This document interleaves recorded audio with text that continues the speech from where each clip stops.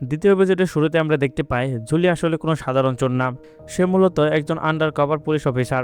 সে কিনা চোর সেজে পার্কের মাধ্যমে বড় ডন ইয়াঙ্গলকে ধরতে চাইছে। আর জুলিকে আন্ডার কভারে পাঠানো হয়েছে ঠিক এই কাজের জন্য। এদিকে প্র্যাকটিসের সময় জুলি পেপসিকে পরামর্শ দেয় পিছন থেকে কেটে ফেলতে, কিন্তু পেপসি ধরে নেয় সে সামনে এসে খুলবে। এই সময় জুলি আর পেপসির মধ্যে একটা ভালো সম্পর্ক হয়ে যায়। তবে তারা দুজনেই ইয়াঙ্গলকে সাহায্য করতে পারতো না। এদিকে ইয়াঙ্গল সুযোগ বুঝে পার্কে পাঠানোর চেষ্টা করে, কিন্তু পার্ক তাদের কান দেয় না। জম্পানো সেখানে চলে আসলে ইয়াঙ্গল লজ্জা পেয়ে সেখান থেকে সরে যায়। এদিকে চুইংগাম ভাবছে এই বড় চুরির পর সে সব ছেড়ে দিবে এবং সাধারণ জীবনযাপন করবে।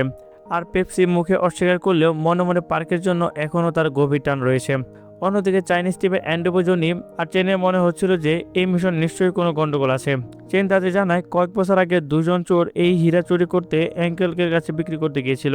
ওই হং তখন একজনকে মেরে ফেলে আর অন্যজনকে মাত্র $1000 দিয়ে বিদায় করে দেয়। তাই চীনের মনে আসলে অন্য পরিকল্পনা ছিল, হীরা পাওয়া যাক বা না পাক, এই টিফিনের নগদ টাকাগুলোর ব্যাগ চুরি করে পালাবে। তো এভাবে চুরির 18 ঘন্টা আগে পাহাড় ক্যাসিনোতে এসে হাজির হয়। চেন আর চুইংগাম তখন টিফিনের সাথে জুয়া খেলতে ব্যস্ত। কিছুক্ষণ পর ব্রেক নিয়ে তারা এবার 20 তলার একটা রুমে যায়। টিফানি জিজ্ঞাসা করে কখন ফিরবে। পরিকল্পনা অনুযায়ী ওই 20 তলার রুমে থেকে ইয়ঙ্গলকে দড়ি দিয়ে 30 তলায় উঠাবে আর জাম্পানো টেকনিক্যাল স্টাফ সেজে সাজে যাবে। অন্যদিকে লোকজনদের নজর ঘোরাতে পার্ক আর পাইবা ক্যাসিনোতে ঝগড়া শুরু করে দেয় আর পার্ক সদস্য দিয়ে পাপিয়াকে একটা জোরে ঘুষি মেরে বসে। এবার সিকিউরিটি গার্ড পার্ককে চিনে ফেলে আর তারা জানায় সে তো ব্ল্যাকলিস্টেড। তো সবাই যখন ব্যস্ত তখন পপ চুপি চুপি পেপসিকে পাঠায় কোরিয়া থেকে আসা সেই নকল হিরোর প্যাকেট সংগ্রহ করতে। এখানে বোঝা যায় পপ কত বড় যে একটা শয়তান। সে পালানোর জন্য একটা বোর্ডের ব্যবস্থা করে রাখে, কিন্তু সেটা শুধু সে নিজের জন্য, বাকিদের জন্য না।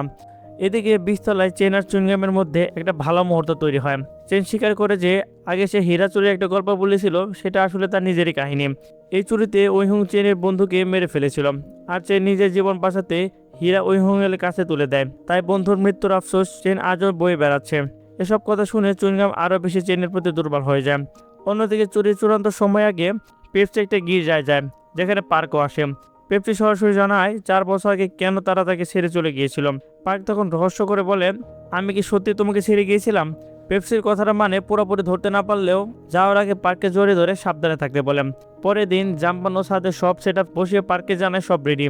ইয়ঙ্কল 20 তলায় জানালা দিয়ে দড়ির সাহায্যে 30 তলায় উঠতে শুরু করে। ওটার সময় জাম্পানো তাকে জিজ্ঞাসা করে যে সে তাকে ভালোবাসে কিনা। জবাবে ইয়ঙ্কল বলে এটার উত্তর আমি পরে দিব। অন্যদিকে ভিআইপি রুমে অ্যান্ড্রো জনি সোফার নিচে লুকিয়ে রাখা বন্দুকগুলো বের করে নেয়। জলি পেপসি আর পাইপার 30 তলার দিকে রওনা হয়। এছাড়াও জনি চেনের ব্যাগে চুপি চুপি একটা বন্দুক রেখে দেয়।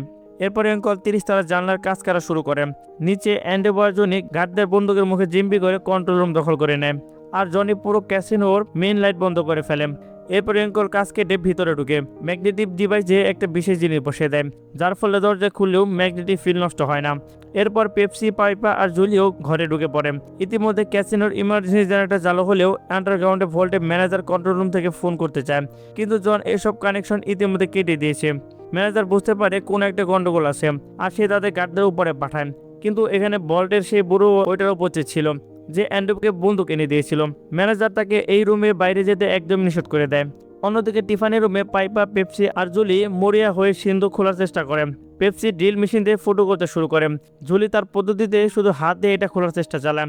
নিচে চেন আর টাফিনের জুয়া খেলা তখন চরম লেভেলে পৌঁছেছে। এদিকে পেপসি সাবধানে ঢিল করতে করতে সুরক্ষার কাছে ঠিক আগেই থেমে যায়। এরপর পাইপার পেপসি ফুটো দিয়ে ক্যামেরা ঢুকে ভিতরে একটা কাঁচের তার দেখতে পায়। পেপসি বুদ্ধি খাটিয়ে অন্য একটা ফুটো দিয়ে তার ঢুকিয়ে কাঁচের তারটা আটকে দেয়, যাতে ড্রিলের সময় অ্যালার্ম না বেজে ওঠে। কিন্তু মজার ব্যাপার হলো এখানে দুটি ভোল্ট, যার মধ্যে একটিতে হীরা, অন্যটিতে খালি রয়েছে। অনেক কষ্ট করার পর পেপসি তার ড্রিল দিয়ে আরেকটা ফুটো বানায়। ক্যামেরা স্ক্রিনে তাকিয়ে ডায়াল ঘোরাতেই কয়েক সেকেন্ডের মধ্যে এই সিন্দুকটা খুলে যান। পাইপা আশা নিয়ে দরজা খুলে, কিন্তু ভিতরে কোনো হীরাই নেই, আছে শুধু কিছু নগদ টাকা। তার মানে সবার শেষ ভরসা এখন জুলি, কেননা হীরাটা নিশ্চয়ই দ্বিতীয় সিন্ধুকেই থাকবে। অন্যদিকে নিচে ভিআইপি রুমে চেন একটা বিশাল বাজি ধরে বসে, কিন্তু ফাইনালি সে টাফিনের কাছে হেরে যায়। তাই পরাজয় মেনে না নিয়ে চেন হঠাৎ তার দিয়ে বন্দুক বের করে সবাইকে জিম্মি করে ফেলে। আর চুইংগামকে সে বলে টাফিনের নগদ টাকাগুলো ব্যাগে ঢুকিয়ে দিতে, কিন্তু বিল্ডিং এর ম্যানেজার চুপি চুপি পুলিশকে তখন ফোন দিয়ে দেয়। পুলিশ তখন বাইরে পার্কের গাড়ির জন্য অপেক্ষা করছিল।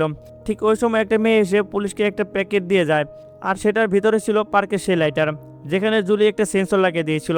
তখন পুলিশ বুঝে যায় যে পার্ক আগে থেকে জুলির আন্ডার কভার হওয়ার কথা জানতো আর সে সবাইকে ধোঁকা দিতে যাচ্ছে। তারপর পুলিশ পার্কের গাড়ির দিকে ছুটে গিয়ে দেখে আসলে ভিতরে কেউ নেই। ওদিকে 30 তলায় জুলি অনেক কষ্টে দ্বিতীয় সিন্দুকটা খুলে ফেলে, কিন্তু এবার সবার মাথায় আকাশ ভেঙে পড়ে, কারণ এটাতে হীরা তো দূরে থাক, একটা টাকা পয়সাও নেই। আর এরপর এমন একটা খেলা শুরু হয় যেখানে তোমার মাথা ঘুরে যাবে। ঠিক এই মুহূর্তে আন্ডারগ্রাউন্ডে ভোল্টে সেই বুড়ো ওয়েটার চপি চপি একটা গোপন ট্রেজারে খুলে ফেলে, আর সেখানে রাখা ছিল আসল টিয়ার অফ সান। বুড়ো ওয়েটার হীরাটা বের করে তার খাবার পাত্রে লুকিয়ে ফেলে। আর এখানে আমরা বুঝতে পারি যে এই বুড়ো বেটা আর কেউ নয়, সে ছিল মেকআপার। তাই সে এবার সবার ফোনে মেসেজ পাঠিয়ে দিয়ে জানায় যে সে হীরা পেয়ে গেছে, আর তারা যেন এই ডায়মন্ডে আসা ছেড়ে দেয়। তার মানে সবাই বুঝতে পারে পার্ক তাদের সবাইকে সেম দাবারগুটি হিসেবে ব্যবহার করছে। মূলত এই হীরাটা সে নিজেই চুরি করার জন্য ধান্দা করেছে। এমনকি হংকংয়ে যে মহিলাটা টিফিনের সৎবোন হিসেবে এসেছিল সে পার্কে লুকিয়ে। এবার পার্কে ধোকার কথা জানতে পেরে পপই বন্দুকের নগদ টাকা ব্যাগে ভরতে থাকে। ইয়ংকন জাম্পম্যানকে বলে যে তাকে উপরে তুলতে। জনি অ্যান্ডেবো চেইন আর চুইনগাম ক্যাসিনো থেকে পালানোর চেষ্টা করে, কিন্তু ততক্ষণে বাইরে পুলিশের বিমান বাহিনী এসে গেছে। প্রতিটা ফ্লোরে পুলিশ আর সোয়াট টিম তল্লাশি চালায়। ইয়ংকল ক্যাসিনো স্টাফ সেজে বের হতে চাইলে এক গার্ড তাকে আটকে দেয়। চাইনিজ না জানায় সে কোনো উত্তর দিতে পারছে না, আর গার্ডের কাছে তার ছবিও আসে। তাই ধরা পড়ার ঠিক আগ মুহূর্তে জাম্পারও সেখানে চলে আসে। ইয়ংকলকে বাঁচাতে সে নিজের জীবন উৎসর্গ করার সিদ্ধান্ত নেয়। সে চিৎকার করে গার্ডদের বলে সেও তাদের চোরদের সাথে জড়িত, আর কোরিয়ান ভাষায় সেই ইয়ংকলকে আই লাভ ইউ বলে সে অন্যদিকে দৌড় দেয়। তখন গার্ডরা তার পিছনে ধাওয়া করে ফেলে, আর ইয়ংকলের চোখের সামনে জাম্পারকে ধরা পড়তে দেখে সে স্তব্ধ হয়ে দাঁড়িয়ে থাকে। এদিকে জনি আর অ্যান্ডোবো আলাদা হয়ে গেলে অ্যান্ডোবো পুলিশের হাতে ধরা পড়ে। পাপি আর পেপসি আর জুলি শান্তভাবে বের হতে যাচ্ছিল, কিন্তু গার্ডরা যখন অ্যান্ডোকে নিয়ে আসছে তখন অ্যান্ডোবো তাদের দেখে চিৎকার শুরু করে। বিপদ বুঝে পাপু টাকার ব্যাগ নিয়ে সেখান থেকে দৌড়ে পালায়, আর চুইনগাম পুলিশের সামনে পড়ে যায়, যার ফলে তাদের মধ্যে শুরু হয় এক তুমুল গোলাগুলি। পুলিশের গুলিতে গাড়ি টায়ার ফেটে যায়, তাদের পালানো অসম্ভব হয়ে পড়ে। কিন্তু তারা তখন একটা পিলারের আড়ালে লুকায়। পুলিশ পেপসিকে গ্রেফতার করে, কিন্তু তারা জানে না যে জুলির একজন আন্ডারগ্রাউন্ড অফিসার। পেপসি পুলিশের কাছে জুলিকে চিনে না বলে দাবি করে, যা থেকে জুলির মনে পেপসির জন্য শ্রদ্ধা বেড়ে যায়। এদিকে চেন বরিয়া হয়ে এক দম্পতির কাছ থেকে গাড়ির চাবি ছিনিয়ে নিয়ে চুইনগাম কিনে পালানোর চেষ্টা করে। পুলিশ অনবরত তাদের উপর গুলি চালাতে থাকে, আর হঠাৎ কয়েকটা গুলি চেনের শরীরেও লাগে, যার ফলে ওই গাড়িতেই সে মারা যায়। আর নিয়ন্ত্রণ হারিয়ে গাড়িটা মারাত্মকভাবে দুর্ঘটনা পড়ে। অসহায় চুইনগাম ও চেনের সাথে প্রাণ বিলায়। অন্যদিকে পুলিশের ভ্যানে পেপসির সাথে অ্যান্ডোবো আর পাপিও ছিল।